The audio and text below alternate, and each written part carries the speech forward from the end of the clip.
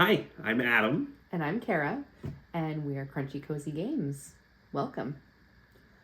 So, we've talked a lot about, how um, things went last year. Mm-hmm. But let's look a little bit forward. What are you looking forward to getting to the table in 2024?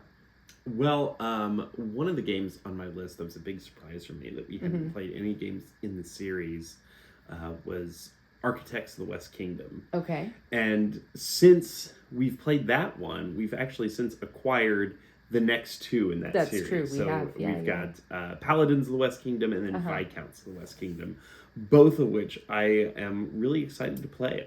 I'm also very excited. Yeah. I think there's also a couple of games that we've kickstarted that I know I'm looking forward to, assuming that they make it this year. Kickstarter is always kind of a big question mark. Sure.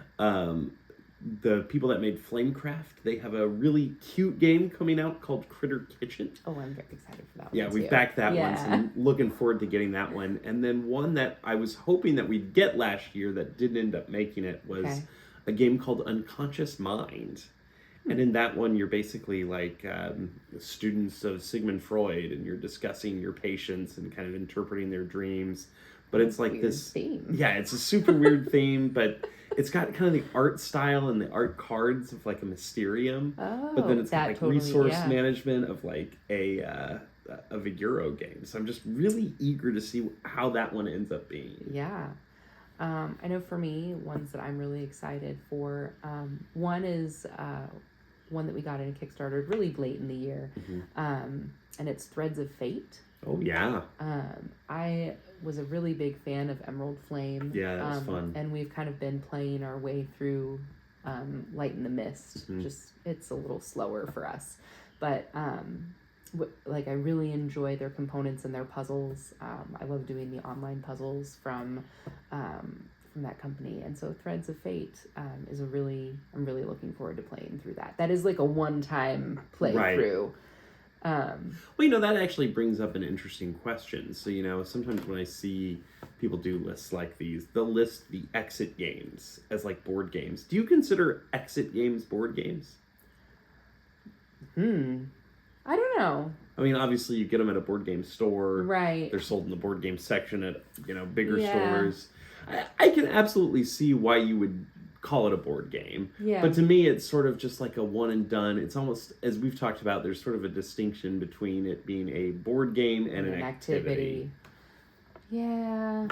I don't know. Well, anyways. Like, for instance, we did one of the Exit Advent calendars. We did. Year. It was very fun. It was very fun. I still don't know that I would necessarily call it a board game. I don't know that I would call that Advent calendar a board game. Right. Well, topic for a later game. Yes, clearly we have a lot of thoughts on this subject. The other one for me that I'm really excited for is Merchant's Cove.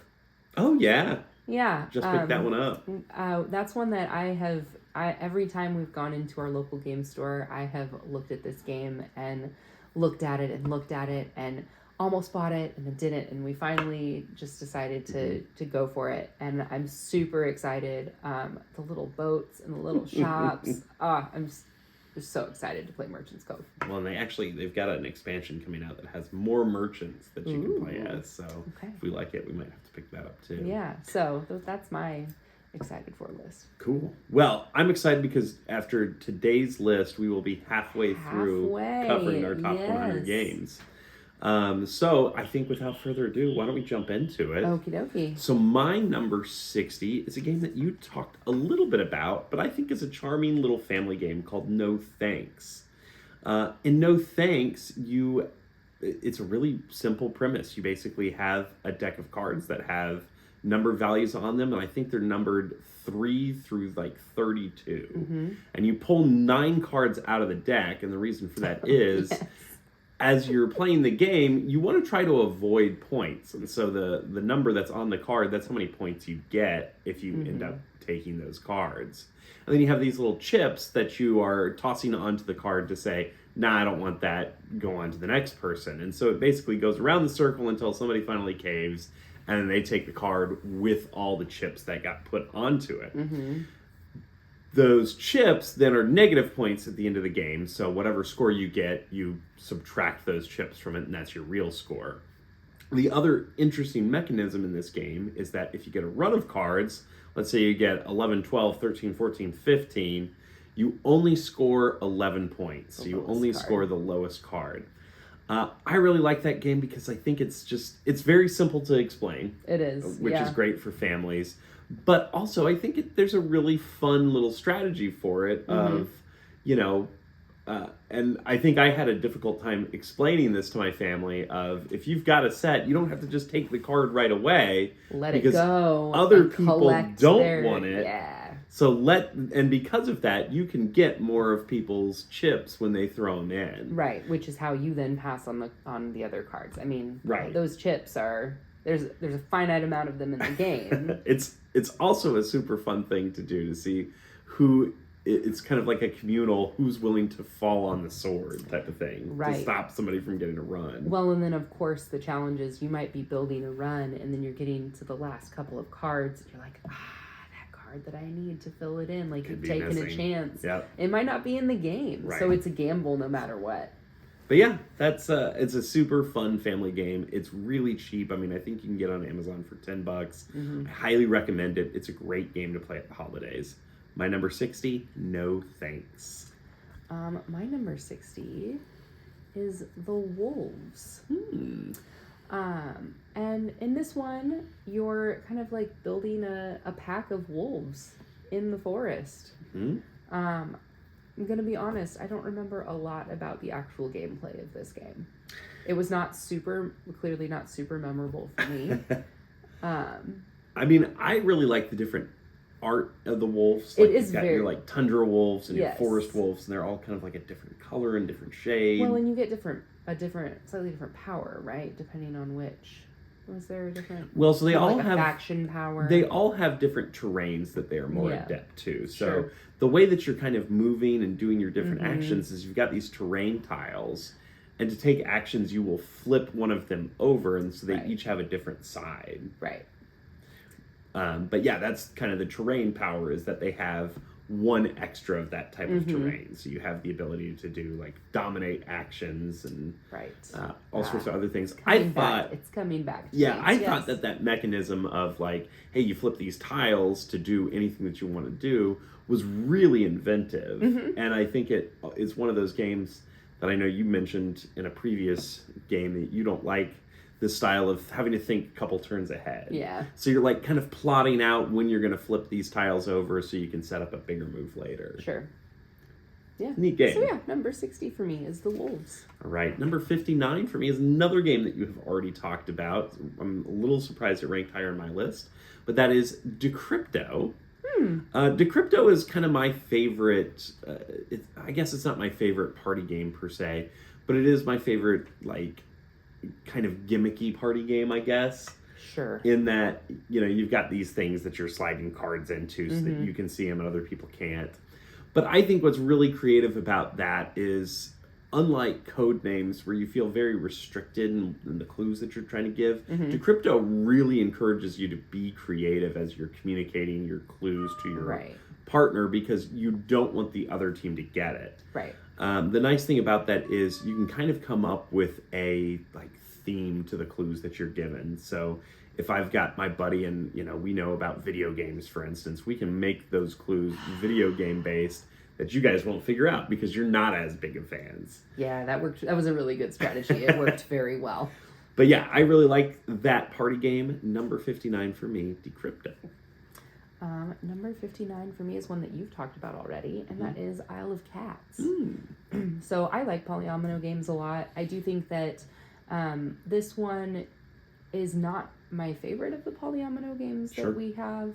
I do think that the fun part is laying the cats down. Yeah. And I think, like you mentioned, having all of those extra objectives can be really great if you get a good one at the beginning that matches kind of what you have and gives you a direction for placing things. Like if you need to make a chain of green cats that are all touching around the entirety of your ship and you get that early on, you can like run away with it and score so many points. But if you don't get that until the very end, it's like, well, there's no way that I can score all of this, So I think that there could be some tweaks, and maybe that family mode is the way to go. Yeah. But yeah. I think that's a game that gets better on subsequent plays, because I remember the first time we played that, like, we all kind of were like, oh, this is a brain burner. And we weren't having as much fun with it as we thought we would. And I felt like this last time that we played it, that it got a lot better, at least from my perspective, because I kind of understood what I was being asked to do. Didn't we play it the second time with only 2 people, though? We did. Yeah. So when we played it with 4, we actually ran out of the fish tokens. Yeah, that's annoying. You know, it's one of those, it's kind of similar to that Dinosaur Island discussion that we had, where, you know, there's exactly 80 meeples in the bag. There are exactly the number of fish in the box. But you continue to add. It's not like it resets at the end of each round. So that was a little bit annoying. But that was not our playthrough this year. Right. Playthrough this year, I thought was better. Yes, absolutely. So yeah, for me, number 59 is Isle of Cats. All right, 58 for me is a really unique racing / bag building / dice deck building game called Cubitos. Yes. And Cubitos it's got a lot of personality. It sure does. All the different dice that you're collecting as you're playing this racing game have different characteristics. Like, of course, the one in the box is like a big cheese. And they all have, like, there's one that's a dog and one that's a cat. Yeah, it's very, very silly. But essentially, the game boils down into you roll the dice. If they have feet on the face of the dice that land upright, you move that number of spaces. But some of the dice also have special faces that give you special abilities. Like the dog, I think, gives you extra coins, or there's lots of silly things. And depending on what dice you're rolling, like the purple dice, for instance, only has one face that's got anything good on it, but then you can move like 10 steps. And so there's a lot of risk reward in what dice you're going to buy and like which ones score. But then there's almost a press your luck mechanic. Well, there is a press your luck mechanic to it, where you're rolling these dice, and if none of them hit anything that's face up, you bust. And you don't get to do anything. And you don't get to do anything. Yeah. But in, you know, true catch-up mechanics, they have an ability that if you do bust, you also gain fans for doing something crazy cool, which then allow you to take more steps in later turns. Yeah. So I think that game is very, very fun. I think it's very silly. We've only played the one racetrack. It's true. And only the one, we've only played with like the first set of like dice powers. And there's multiple things that you can choose to have the dice mean. Right. And we haven't used any of the ones except for the first set. Yeah. I will say I think it's a game that plays a lot better at 4 players than it did 2. Absolutely. But 100%. It is super unique. I really love the game a lot. We're always laughing when we play Absolutely. It's so cute. Yeah, I would really like to get it back to the table, try a couple of different race courses. Oh, and hey, we are being visited by one of our mascots. This is Rico. Hey, Rico. So yeah, my 58 is Cubitos. Speaking of cats, my number 58 is Boop. Boop. So Boop is a super cute little 2-player game. It's very thinky. You have cats and kittens that are hanging out on the bed, and you jump up and knock each other off, and you're trying to get a line of 3 big cats. But the challenge is that each time a cat goes next to another cat, it moves them away. So you really have to kind of plan ahead and like figure it out. Yeah. Not my strength, as we've talked about. I don't think that I won at all, but it's still a very fun game when you're playing it. It does. I mean, it is, and you turn the box over, and that's the board. Right. And it's got this like the little like quilt top on top of it. Yeah. It's very cute. Would it surprise you to learn that the people that made that game are also the same people that made Shobu? It would not surprise me at all. Oh, okay. Yeah, that makes a lot of sense. They're just very different at aesthetics. Yes, but like the puzzle, I think it makes sense that it's the same people. Fair enough. Yeah. All right. My number 57 is another little puzzly game. and that is Azul Summer Pavilion. Oh, yeah. So in the line of Azul games, there's the original Azul, Azul Stained Glass of Sintra, Azul Summer Pavilion, and then Azul Queen's Garden. I personally feel like this one, I like a lot, obviously, because it's so high up on my list. But it's a little too similar to the original Azul for me. Oh, you think? I do. I mean, I think it plays much more similar to that game than the stained glass one did, where you've got the interesting mechanism of moving the glazier. Yeah. But this one, you've got that center wheel, which is kind of wild, that you can put anything in. But the rest of it is just sort of you're drawing the tiles just as per normal. Right. I like this one a lot. I think it's really just kind of a pick your flavor type of thing. Yeah. But yeah, I mean, it's very enjoyable. It moves super quick, and it's not a hard teach. So if you're thinking about something puzzly, you really can't go wrong with this one. And that is my number 57. 57, Azul Summer Pavilion. For me, number 57 is Clank. Hmm. Yeah. So Clank was a little bit of a surprise for me because I am not a super big fan of deck builders, but I think the combination of the deck building with the map, really, I need something else, to be happening in my deck building experience. Well, the cards are fun. I mean, the art style is very lighthearted. It is, and I think that it, kind of the like element of danger of going further down into the caverns, I enjoyed our playthrough of it. I had a very good time. I think that game is really cool because, like you said, it's got some other elements to it than just the pure deck building, which is a big part, but you're like kind of pressing your luck to get deeper into the dungeon to get better treasure, all the while you're dropping your cubes into the dragon bag, and so you're kind of running the risk that the dragon is going to come close to you and knock you out of the game immediately. Yeah. So, I really enjoyed that game. Cool. Clank is number 57. All right, my number 56 is a classic, and that's Dune. Not to be confused with Dune Imperium, which we have not played, but I am very eager to because I've heard nothing but good things about it. But this is like the old 1970s that was recently revived at Barnes & Noble, that classic Dune. And it is, gosh, how to describe it? It's kind of a war game. Kinda. It's kind of a negotiation game. It's kind of a resource management game. But it is one that, as a big fan of all 6 of the mainline books, you really get the chance to kind of role play as the different factions that you're taking part in. Like if you're the Harkonnens, you want to try to get into any battle that you can because you have more traders than everybody else.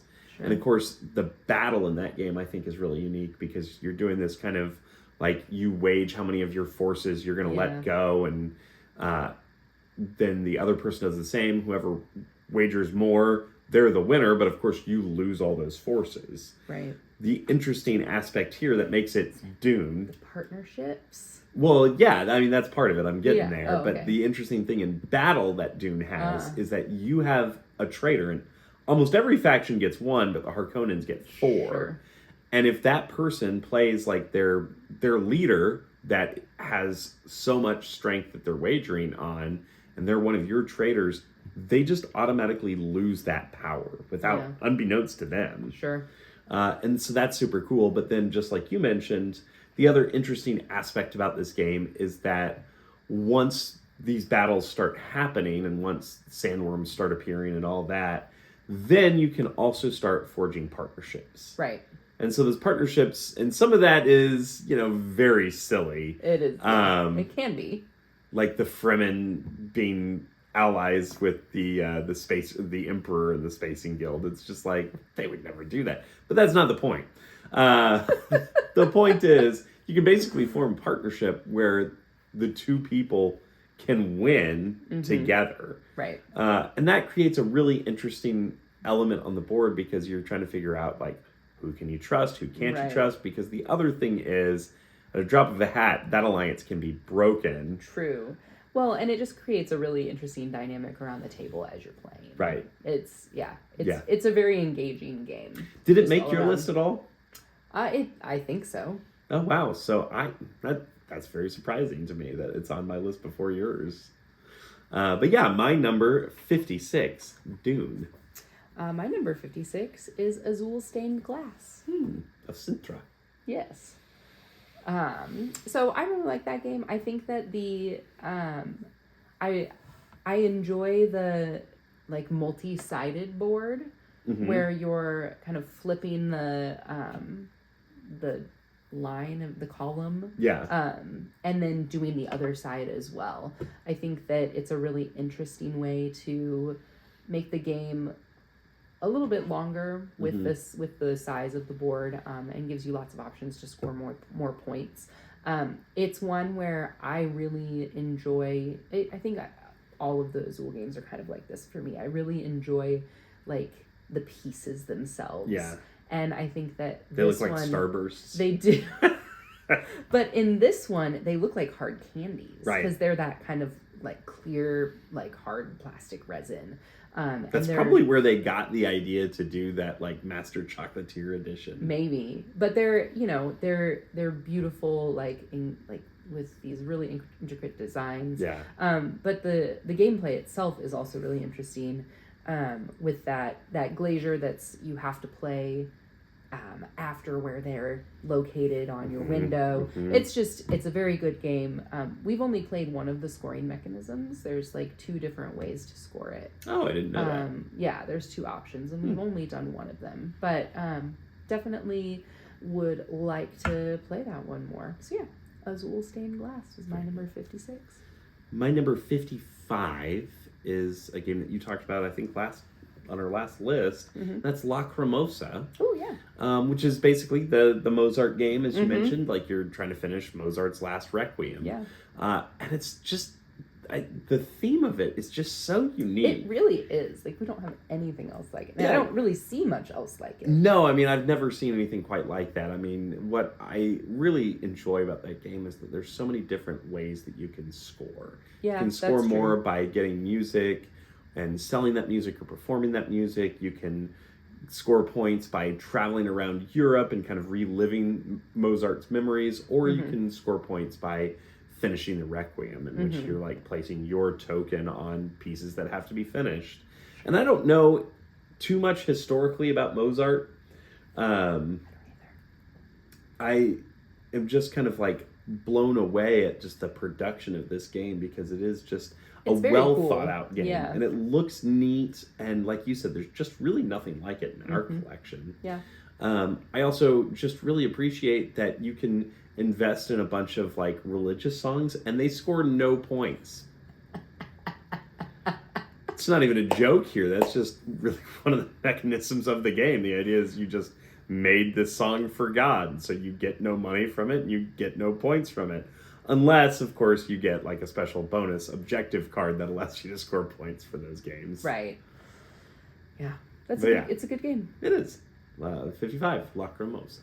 My number 55 is one that you've talked about, which is Patchwork. Cute little 2-player quilt game. I enjoy the kind of like how you have to pick the pieces. It's not like a lot of games where there's just like a central draw pile.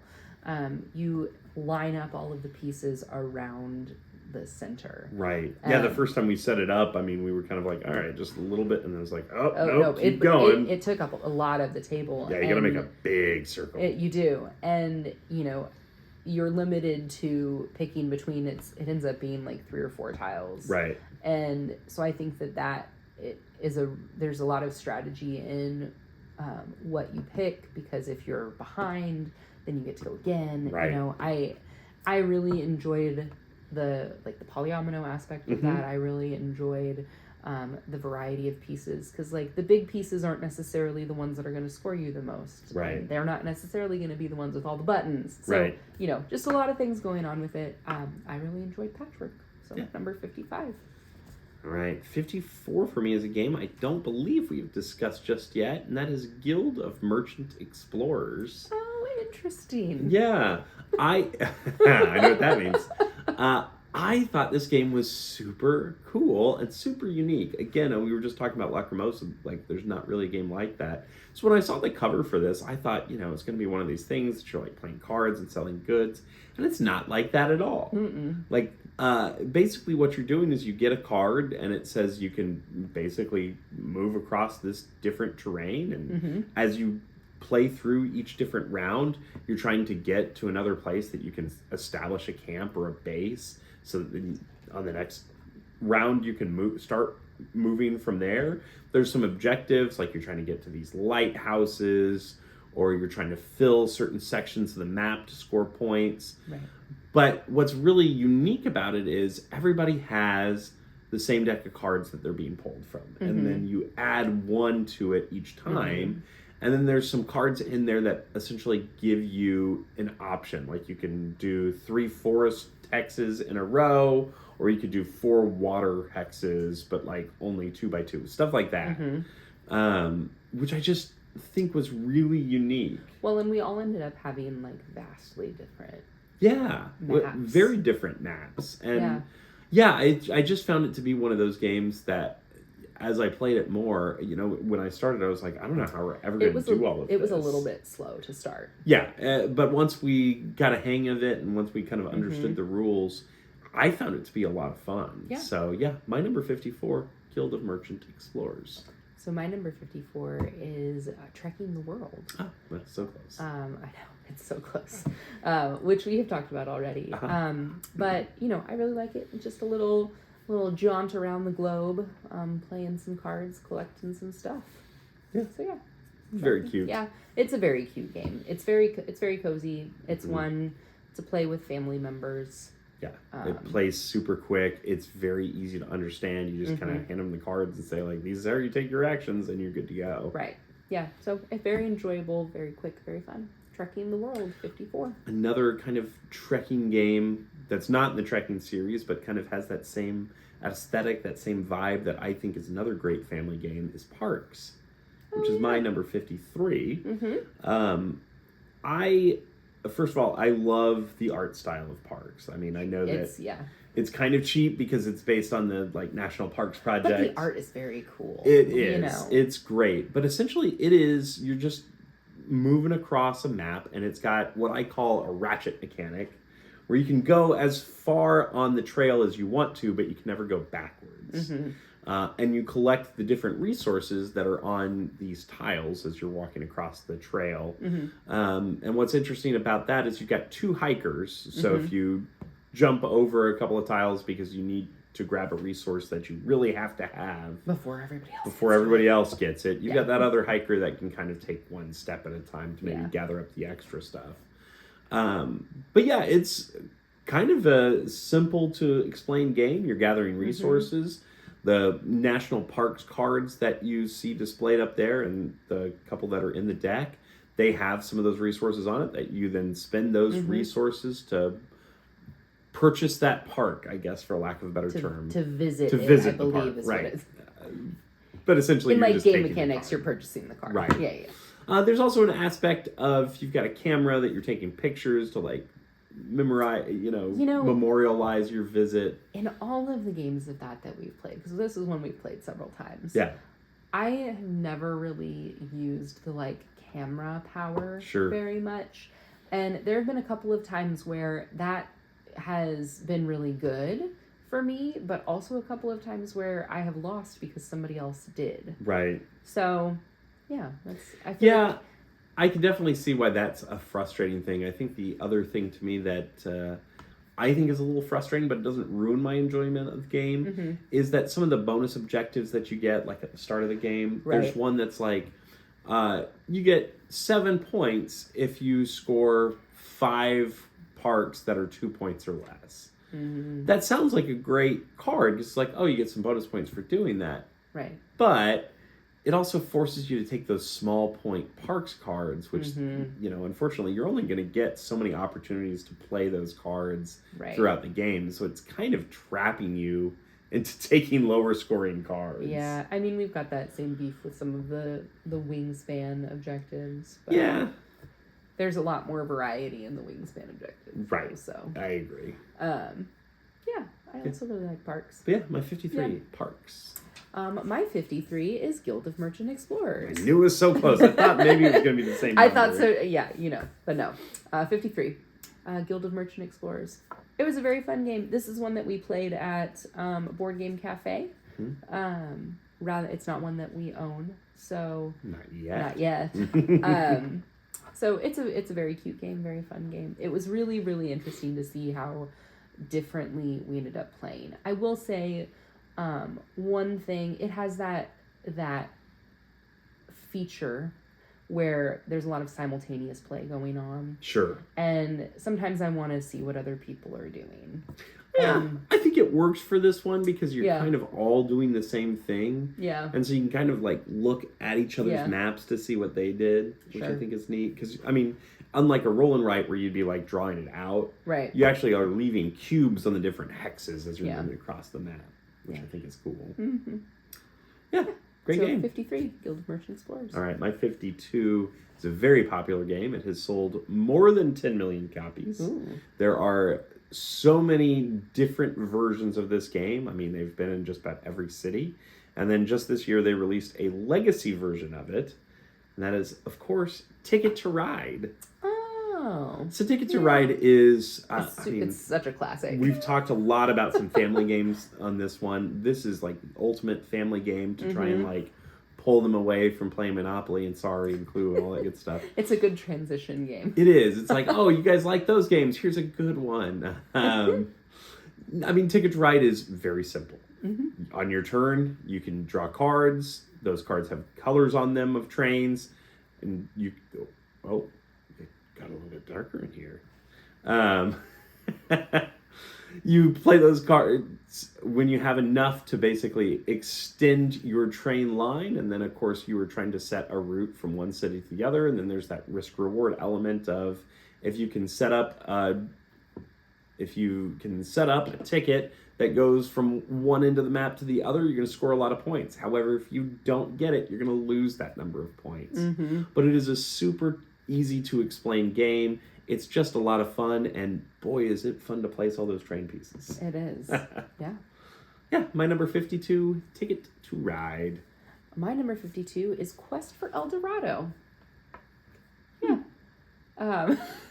This is another kind of deck building game that has other elements.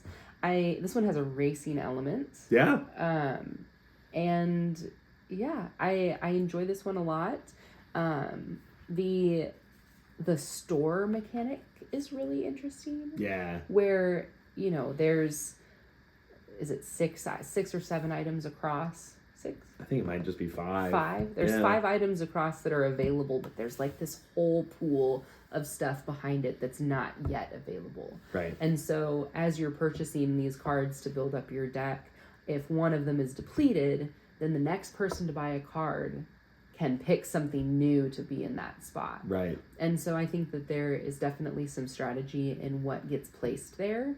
Obviously, there's also powers and cards that will let you kind of bypass that and, pick something else. But it's a really fun game. It's really unique.